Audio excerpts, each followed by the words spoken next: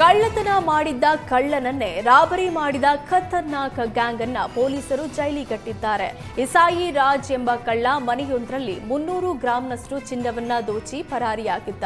White field ಬಳಿ ಕಳ್ಳತನ ಮಾಡಿ ಮಂಡೂರು ಸ್ಮಶಾನ ಬಳಿಯಲ್ಲಿ ಹೋಗ್ತಾ ಇದ್ದ. ಈ ವೇಳೆ ಅಲ್ಲಿಯೇ ಎಣ್ಣೆ ಹೊಡಿತಾ ಕೂತಿದ್ದ ಒಂದು ನಟೋರಿಯಸ್ ಗ್ಯಾಂಗ್ ಈತನನ್ನ ತಡೆದು ರಾಬರಿ ಮಾಡಿದೆ.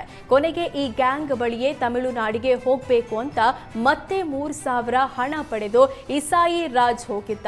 ಸದ್ಯ ಪೊಲೀಸರು ಇಸಾಯಿ ರಾಜ್ ಅಲಿಯಾಸ್ ಕುಂಟಾ ಸೇರಿದಂತೆ ಖತರ್ನಾಕ್ ಗ್ಯಾಂಗ್ ಅನ್ನ ಬಂಧಿಸಿ ಜೈಲಿಗಟ್ಟಿದ್ದಾರೆ.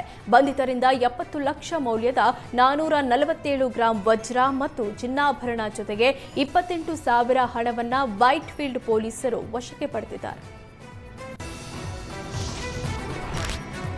ನಿವೇಶನಕ್ಕಾಗಿ ಟೆಂಟ್ ಹಾಕಿ ನಿರಾಶ್ರಿತರು ಚಿಕ್ಕಮಗಳೂರಿನ ಆಜಾದ್ ನಗರದ ಡೀಮ್ಡ್ ಫಾರೆಸ್ಟ್ನಲ್ಲಿ ಪ್ರತಿಭಟನೆ ನಡೆಸಿದ್ರು.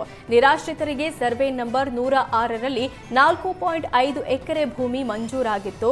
ಆದರೆ ಆ ಜಾಗ ಡೀಮ್ಡ್ ಫಾರೆಸ್ಟ್ ಅಂತ ಅರಣ್ಯ ಇಲಾಖೆ ಮನೆ ಕಟ್ಟಲು ಅವಕಾಶ ಕೊಟ್ಟಿಲ್ಲ. 24 ವರ್ಷದ ಹೋರಾಟ ನಡೆಸ್ತಾ ಇದ್ರೂ ಪ್ರಯೋಜನ ಆಗಿಲ್ಲ. ಹೀಗಾಗಿ ಸುಮಾರು 25ಕ್ಕೂ ಹೆಚ್ಚು ನಿರಾಶ್ರಿತರು ಟೆಂಟ್ ಹಾಕಿ ಪ್ರತಿಭಟನೆ ಮಾಡಿ ತಮ್ಮ ಆಕ್ರೋಶ ವ್ಯಕ್ತಪಡಿಸಿದ್ರು. ಸ್ಥಳಕ್ಕೆ ಅರಣ್ಯ ಅಧಿಕಾರಿಗಳು, ಕಂದಾಯ ಅಧಿಕಾರಿಗಳು ಭೇಟಿ ನೀಡಿದ್ರು. ಈ ವೇಳೆ ಅಧಿಕಾರಿಗಳ ಜೊತೆ ನಿರಾಶ್ರಿತರ ಮಾತಿನ ಚಕಮಕಿ ನಡೆದಿದೆ. ಬಳಿಕ ಸ್ಥಳಕ್ಕೆ ಬಂದ ತಹಶೀಲ್ದಾರ್ ಪ್ರತಿಭಟನಾಕಾರರ ಮನವೊಲಿಸಿದ್ರು. ಆದರೆ ತಕ್ಷಣವೇ ನಿವೇಶನ ನೀಡದಿದ್ರೆ ಹೋರಾಟದ ಎಚ್ಚರಿಕೆಯನ್ನ ನೀಡಿದ್ದಾರೆ.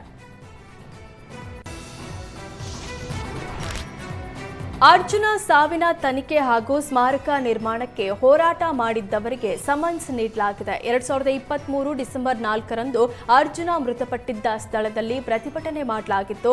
ಈ ವೇಳೆ ಹೋರಾಟಗಾರರ ಮೇಲೆ ಲಾಠಿ ಚಾರ್ಜ್ ಮಾಡಲಾಗಿತ್ತು. ಇದೀಗ ಸಮನ್ಸ್ ಮೂಲಕ ಹೋರಾಟ ಹತ್ತಿಕ್ಕಲು ಹೊರಟಿದ್ದಾರೆಂದು ಆರೋಪಿಸಲಾಗಿದೆ. ಪೊಲೀಸ್ ಇಲಾಖೆ ಕ್ರಮದ ಬಗ್ಗೆ ಹೋರಾಟಗಾರ ಯಡೇಹಳ್ಳಿ ಮಂಜುನಾಥ್ ಆಕ್ರೋಶ ಹೊರಹಾಕಿದ್ದಾರೆ. 8 ಸೆಕ್ಷನ್ ಸೇರಿಸಿ ಕೇಸ್ ದಾಖಲಿಸಿರೋ ಪೊಲೀಸ್ ಇಲಾಖೆ ನಡೆ ವಿರುದ್ಧ ಸಾರ್ವಜನಿಕರು ಬೇಸರ ವ್ಯಕ್ತಪಡಿಸಿದ್ದಾರೆ.